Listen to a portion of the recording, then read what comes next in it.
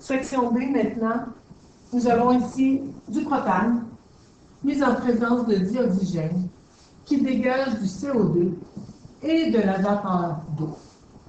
Ceci est une réaction de combustion. En fait, quand on voit du dioxygène parmi les réactifs, on a affaire à une réaction d'oxydation. Mais on peut préciser qu'il s'agit d'une combustion quand on voit parmi les produits du dioxyde de carbone. Le dioxyde de carbone et vapeur d'eau sont toujours les produits d'une combustion. Alors, on pourrait dire oxydation, mais c'est plus précis encore de dire combustion. Comment équilibrer cette équation-là maintenant? On a ici dans le propane 3 carbones. 3 carbones ici, et dans les produits sont à droite de la flèche, les réactifs sont à gauche. Dans les produits, si on cherche le carbone, on voit ici qu'il n'y en a qu'un. Pour pouvoir les équilibrer, on va mettre un 3 devant. Si je mets 3 fois du dioxyde de carbone, je vais me retrouver avec 3 carbones et 6 oxygènes. Mais pour avoir 3 carbones parmi les réactifs, il faut absolument que je laisse un 1 ici devant le propane. 1, on ne le met pas, c'est comme en algèbre. Ça veut dire qu'on a une seule fois cette molécule-là de propane parmi les réactifs. Maintenant, j'ai dit ici qu'il y avait 3 fois 2 oxygènes. Si j'ai 3 fois la molécule de CO2, j'ai 3 carbones, c'est vrai, mais je vais me retrouver avec 3 fois 2 oxygènes. Ici, j'aurai un total de 6 oxygènes. Mais parmi les produits, je n'ai pas que 6 oxygènes. J'ai aussi de l'eau. Dans l'eau, il y a de l'oxygène. Comment faire pour pouvoir équilibrer ceci? Je ne sais pas trop quel est le coefficient ici. Pour le savoir, on va aller essayer d'équilibrer les hydrogènes. Parmi les produits, 2 hydrogènes. Parmi les réactifs, 8 hydrogènes. Pour que ce soit équilibré, il faut absolument que je mette un 4 parmi les produits.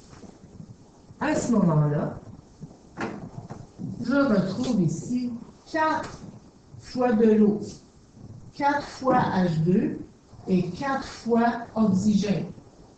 Je vais me retrouver ici avec, dans les produits, 3 fois 2 oxygènes, on avait dit 6. 4 fois 1 oxygène, ça fait 4. En tout, là, j'ai 10 oxygènes. Comment vais-je équilibrer mes réactifs?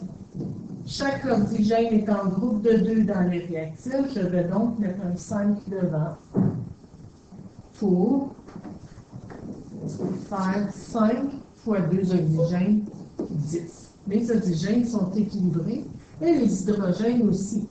8 hydrogènes avec 8 hydrogènes. En plus de mes carbones, 3 carbones avec 3 carbones. Voilà ma combustion équilibrée. Maintenant, on va vérifier la loi de la conservation de la masse. Dans cette combustion-là, si on veut brûler 44 grammes de propane, ça va me prendre 160 grammes de dioxygène, pour un total parmi les réactifs de 204 grammes. Si j'ai 204 grammes parmi les réactifs, il faut absolument qu'on dégage 204 grammes de produit. Comment aurait-on de CO2 si on dégage 72 grammes de vapeur d'eau? À ce moment-là, on a juste à faire une soustraction parce que dans nos produits, on a 204 grammes.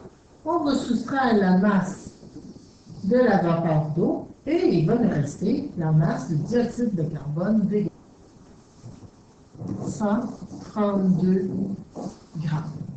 Voilà la loi de la conservation de la masse respectée.